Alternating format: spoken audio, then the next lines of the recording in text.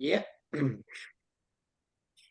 Hey guys, welcome to another episode of the High Performance Health Podcast. As you can see, that we are limited on numbers today, just me, Colin, and David. So we're going to do something slightly different. We're going to do a bit more of I'm going to call it a whistle-stop tour, sort of around the world in fitness in 30 minutes. So we're going to discuss sort of favorite exercises. We're going to look at talking about different sets, different reps, how different sets, different reps will utilize different results. What kind of exercises would you prescribe to people to get the best results? We're going to look a little bit into sort of nutritional timing. I'm also interested in to know what the guy's nutrition looks like as well. So I think it's really helpful to see. We will spend hour after hour listening to what our clients nutrition looks like through the week, and I think it's really interesting to actually listen to people who are in the health and fitness industry and who are kind of living it on a day-to-day basis. So I want to start off by, Colin, favorite exercise in the gym. I have mine, and I push it always to everyone. But what is your favorite exercise in the gym? What, not necessarily what you prescribe the most to people. What do you enjoy doing? I guess it changes depending on what the focus of the program is. I'm trying to think what I do probably most at the moment. I definitely think one of my favorite ones was, I don't do it as much anymore, but one of my favorite ones was always the front squat and getting in a proper front rack position rather than this one. Yeah. And part of the reason for that was I feel like so many people struggle with the mobility in a squat and the stability. And I think if you can get good at a front squat, if you do that often enough, then putting it on your back then is super easy. Getting low with a high bar back squat is really easy, and it's just comfortable as well. Like I say, if you can get into a good position, plus you don't have to put on as much weight, so it's a little bit less stress on your body getting into that position. So yeah, I think that was probably my favorite. Anyways, as I said, maybe don't do it as much anymore, but it definitely was my favorite. I love a front squat. I've actually written down here the importance of form over weight, and I think the front squat is a perfect exercise to discuss a little bit more about that. Mm-hmm. One thing that I talk about with my clients is always the importance of kind of leaving your ego at the door. I think people are very conscious at what everybody else is doing, or perhaps looking at them. And we've seen it before, haven't we? Guys go and stick 45-pound plates on each side. The bar starts to actually bend itself, and then they'll squat to 1/3 of the range of motion. You think, well, what's kind of the point? I would absolutely, to your point, when it comes to a front squat, if you do have that mobility to get the shoulders in line, the elbows in line with the shoulders, and hold that bar. I don't know about you guys. I've often used the towels to teach people as well. You can wrap the towel around the bar to actually hold on. But in terms of the depth that you're going to get, that range of motion is going to be huge. And like you say, Colin, you don't need a huge amount of weight at all, do you? And I don't know whether you guys would agree with this, but I actually think it's probably a safer squat to be in. Strangely, even though it's a more complicated movement, it's actually, in terms of like the safety of being able to keep that much more upright on the squat. What about yourself, David, exercise wise? Favorite of yours? Favorite of mine. I think a push up is a good exercise. Press up, however people want to call it. That's, Good core that's the rich. exercise. I Proper would call army that the exercise, rich old tea. school, isn't it? Okay, I'd call that the rich tea of the exercise world. Rich tea of the it's a classic. I think it's a good way to actually sort of see how someone's strength is, their body, their strength per body weight as well. You could get any Tom, Dick, or Harry, who's a large guy, could do a good bench, but I think a push up is a bit more of a good upper body strength test to get your own body moving, and also the core stability involved as well, and shoulder stability. With good form, a push up is good. I'll tell you another exercise I really like is a reverse hyper, particularly in the modern day world. I mean, reverse hyper is such a good exercise for lower back health, and it's such a good exercise for posture. And it's an exercise that not many people do. In fact, some people may be listening here not know what it is. And it's where your body is kind of in on a bench. You can even do it on your bed. Your upper body is on the bed, and your legs will be down off of it. So you'll be legs off, and then you'll raise the legs up, and you're really targeting sort of an area of the lower back, glutes, little bit of hamstring, but mainly it's that area that's going to be lengthened when you're sitting down a lot. That's a particularly good exercise for a lot of people, to help with their posture, anterior pelvic tilt. So yeah, I'd say them two are my go-tos at the moment, definitely. I Reverse think hyper and a press up, push up. I think that, do you know, it's interesting actually. I think a couple of those, they're probably classed as very unsexy exercises, aren't they, in our Mm. industry? And I think you'll see this working in a gym week by week, by month. Things like trendy exercises will come in and then they'll go out again. Something, you're absolutely right. You know, I'm sure from a shoulder stability perspective, like you mentioned with a push up, but also, you know, how many people have we seen that execute a push up wrong? Your body should not be in a T. It should be, your elbow should be driving down, almost creating like a V from the top of your head to the bottom of your elbows. You should be creating a V in terms of the execution of an exercise. But no, that's a push up, and a reverse hyper. I know Scott is a big fan of the reverse hypers as well. Um, Yeah, for me, it would have to be the glute ham. So, kind of following on a little bit from that, you know, it's not an exercise, it's not a piece of kit that you see as readily available. But when it comes to absolute raw hamstring and glute strength, I don't think I've ever seen anybody be able to execute an absolute spot on without maybe using a band as assistance. But yeah. yeah, okay, guys, if you're listening out there, that you heard it, they're the best kind of exercises to do. Front squats, push ups, glute ham, and reverse hypers. Throw them into your workouts the next time you're training. Um, the next thing I kind of wanted to brush on was your thoughts on sets and reps. Now, I know this will always boil down a little bit to somebody's goal, but when you're meeting somebody who's generally looking for weight loss or to get stronger, or to, I'm going to use the word in air quotes, to tone up, it's probably my least favorite word in the fitness industry. What are your go-to sets? You know, I've got just straightforward sets, drop sets, supersets, tri-sets, giant sets, diamond sets, pause, rest, pause sets, eccentric loading. You know, the list is everlasting. What favorites do you have in terms of your training for yourself and exercise and things that you feel that utilize the greater results when it comes to training with a client? David, I'll fire that one over to you. The first thing I really like to establish first before anything is just that overload principle with the client, or even if I'm training myself, because at the end of the day, if you can do 5 reps, or you can do 25 reps, you're still going to get an adaptation as long as you work towards that point where you're fatigued. So I always ensure that you don't set a ceiling for someone that's too easy. You acknowledge the fact that you need to overload the muscles, you need to work hard. Um, how you do that depends on the individual. I would say that with someone who's new to exercise, you can do your standard 3, maybe 5 sets of exercise and maybe work at a 12 to 15 rep range, because then you're kind of telling them that the weight's not going to be too heavy for you to start. Yeah, Find your weight that works between that rep range.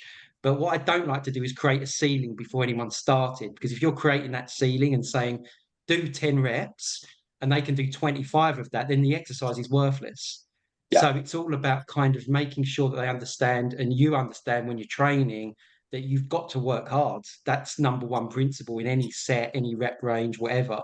You will get adaptation doing 25 reps if you go to failure. And if you do the right weight when it's sort of a heavy weight but lower, you lower reps, you still, you have to work hard as well. So yeah, it depends very much on the person, but them principles are primary, I think. 100%. Colin, how about yourself? Yeah, I find this one really interesting because some of the work I do on the education side, where people are being like, they're going through the course to become personal trainers, but they're people who maybe have trained themselves. So oftentimes now some of the material on the courses can be a little bit outdated, and they do use rep ranges when they're prescribing, you know, a strength range, a hypertrophy range, an endurance range, a stability range. And they are a little bit outdated and probably a little bit out of context. So if you get someone who trains themselves and, you know, they understand like what David just said there, and that as long as you're hitting sufficient intensity, you can work in any rep range, which is absolutely correct. But if you have a client who wants to, as you say, tone up, essentially improve their body composition, which essentially means, putting on muscle and reducing fat, but you program them to do a 5x5, it's not going to be optimal for them. Because yes, okay, we could build muscle if we equate for the volume. But the reason why there is hypertrophy ranges, which is 6 to 12, maybe 6 to 15, is because that's the most practical rep range to be in. If my goal is to tone up, to improve my body composition, to build muscle, that's going to be the most practical rep range to be in. Because I'm not lifting so heavy that it requires a lot of recovery from between sessions and also between sets.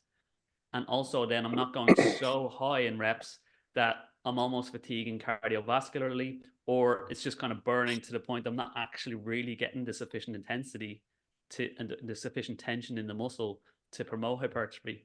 So that's why that rep range is most practical, but it's not to say that's the only rep range you can work in. Because as David says, as long as you are reaching that sufficient level, as we all learned, especially during lockdowns and we couldn't get access to the gym, we all had to be a lot more creative.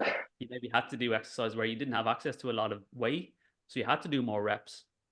And so, like you say, once you understand that principle, if you're working with someone who's more advanced, then you can almost just program them. I don't even have to give you a rep range. I'm just going to program you an RIR, which is a reps in reserve.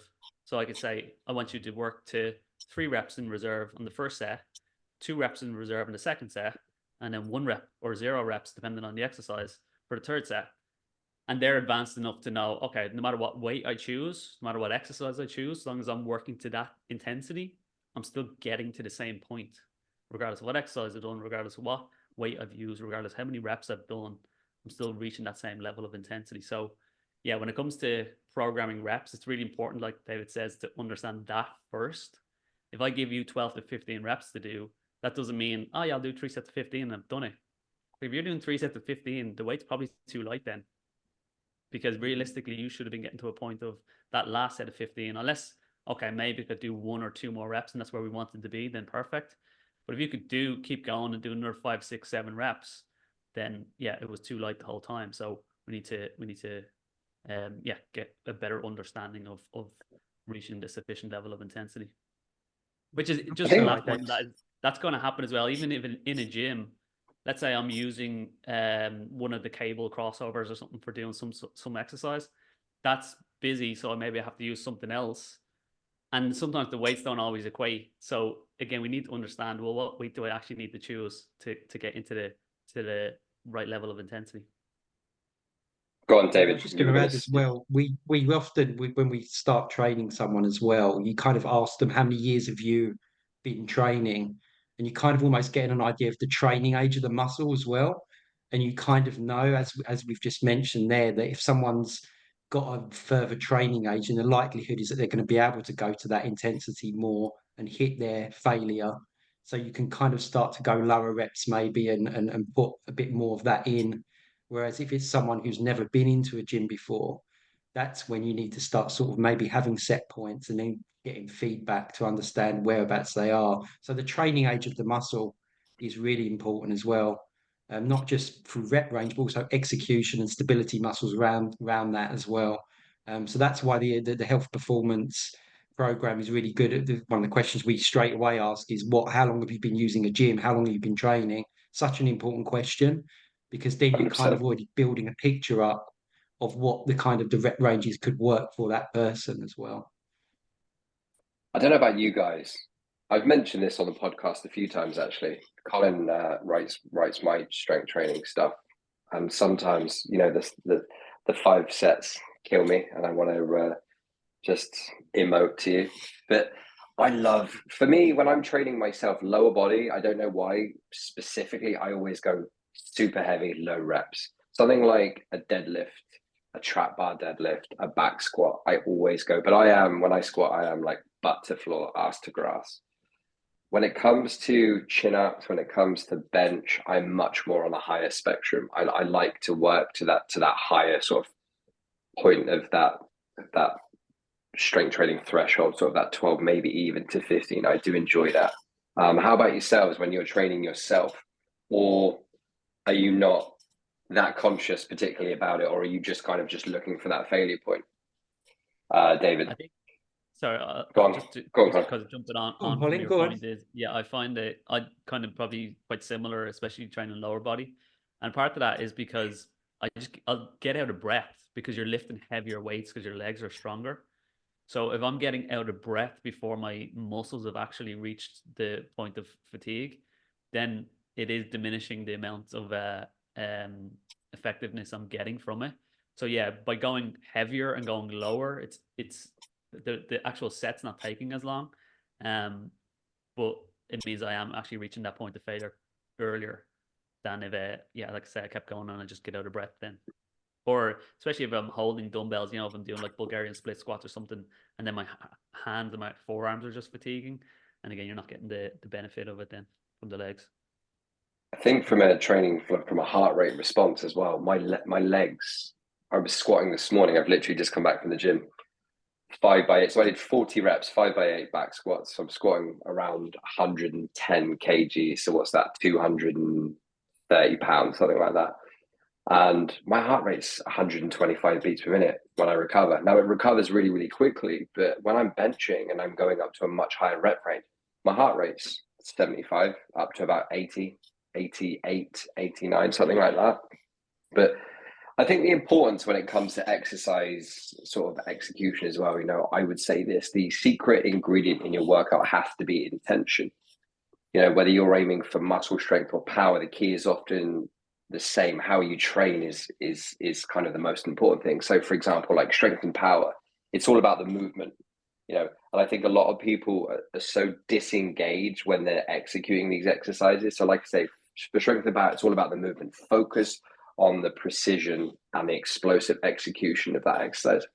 Something like building muscle, I don't know what you guys think, utilize the mind muscle connection. So if I'm doing a bicep curl, I am thinking every single millimeter of that rep, squeezing my bicep as absolute much as I can, trying to get as much pump through that. We've got just 5 minutes left. We're running out of time. One thing that I kind of wanted to just dive into, David, you have a bachelor's of nutrition, so we will dive into this a little bit more in detail in a future podcast. But I'd love to know your thoughts on nutritional timing. And we had a meeting the other day, and it's not something that I'd really ever given that much specific thought about, if I'm honest. But talk about the importance of post-workout nutrition and its importance in terms of recovery and regeneration. Absolutely essential. It's the most important time to eat is after a workout. Not just typically, you get a lot of people just think of protein because of the muscle building, but also you've got to think of carbohydrate as well. And the insulated medium response from having carbohydrate has that effect as well in improving and getting efficient recovery. The moment you finish a training session, you should straight away be thinking. I know it's hard when you're out of breath and everything like that, but within half an hour, 45 minutes, you should be thinking, okay, what am I going to get into the body to help me recover? Because you're basically in essence breaking a lot of muscle tissue, and it's that regeneration and rebuilding process that causes you to adapt.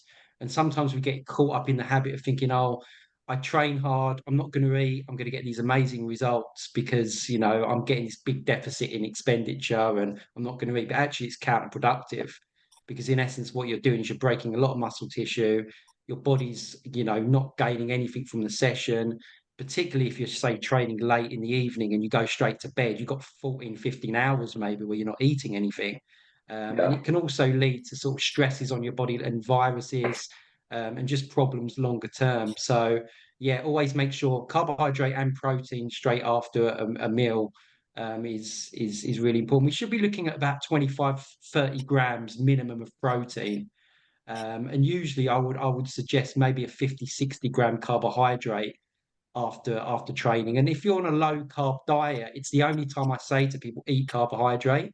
If you're going to just eat it, have it after your training, but refrain from it the rest of the time. And that's a tip that I would often give to people because, again, as I say, if you're not eating carbohydrate protein straight after training, you're really you know, you're up against it. You're up against it. Yeah, Yeah. that's fantastic advice. And you're right. And I don't know about you guys.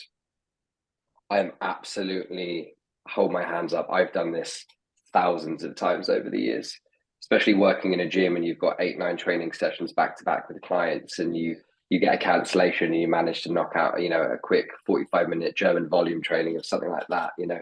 Oh shit, I'm late for my training session, straight back, and bag, you might be working another 5 hours, and then you're commuting home, and then it could be 6, 7 hours before you've had that. So absolutely. So in terms of, could I just have a could I just go for a shake that has carbohydrates in it, Yeah. or would you? Yeah. Yeah, absolutely. I mean, for a lot of people on their travels who are going to be in a gym and then moving around to somewhere else quickly, that's where you have to plan in advance. And that's the one meal I would plan in advance. Just having something liquid form, which will get you your 25 grams maybe of protein with a little bit of sugar, create that insulin response that's going to get you kind of recovering quickly. And then you can have your main meal maybe in a few hours' time. There's only one population group that I would use, and only now and again I use it, is for like a triathlete or an Ironman. I might tell them not to have a post-workout meal to just replicate what it's like in a scenario where you're very low on glycogen. That's the Okay. only time I would do it, and that's a very small amount of the population. And I'd only do that as a strategy now and again. So for everyone else, eat afterwards. There's not another population or certain person I can think of that wouldn't benefit from eating straight after a training session. That's fantastic. All right, guys, we're only down to a final minute, so I'm going to wrap that up there. I just want to say thank you for all your input with today's podcast. It's been really, really great. Say, David, I definitely want to utilize your expertise in nutrition in terms of sort of doing a bit more of a deep dive in future podcasts. But I hope you guys all enjoyed that. I will see you next week. And guys, thanks for joining. Have a great day. Take care. Bye-bye. Thank you. Bye. Bye bye.